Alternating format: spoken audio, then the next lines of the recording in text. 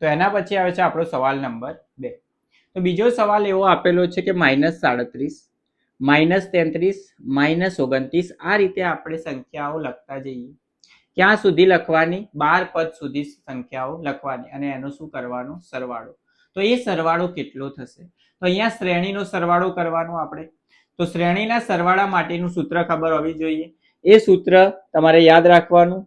SN બરાબર n ભાગ્યા 2 કૌંસમાં 2 ગુણ્યા a વત્તા n માઇનસ 1 ગુણ્યા d.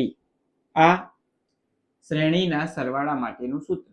હવે સૂત્રની અંદર જે કિંમતો જોઈએ એ સૌથી પહેલા શોધી લઈએ. સૌથી પહેલા આપણે શોધીએ a ની કિંમત. a એટલે શું હોય? પ્રથમ પદ. તો આ શ્રેણીની અંદર પ્રથમ પદ કયું થઈ જશે? 37. તો પ્રથમ પદ આપણું કયું થઈ જશે? a ની કિંમત -37. એના પછી શોધીએ આપણે d. d એટલે શું હોય? તફાવત.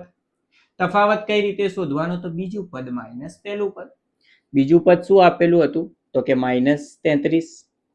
વચ્ચે નિશાની કઈ આવશે? માઇનસની. અને પ્રથમ પદ કયું હતું? -37.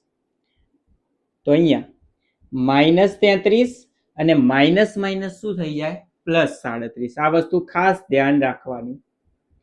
તો 37 માંથી 33 જાય તો કેટલા વધશે? 4. અને એના પછી આવશે n ની કિંમત. તો n શું હોય?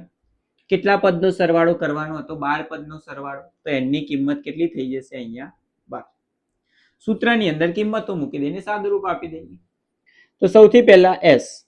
n ની જગ્યાએ શું આવશે? 12 બરાબર 12 ભાગ્યા 2 કૌંસમાં 2 ગુણ્યા a. એની કિંમત કઈ હતી? -37 વત્તા 12 માઇનસ 1 કેટલા થાય?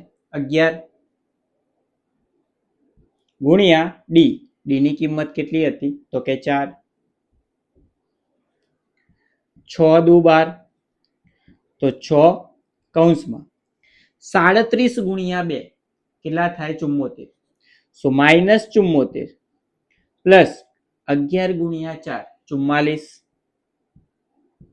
બરાબર 6 એમ ના એમ 74 માંથી 44 જાય તો કેટલા વધશે? 30 વધશે.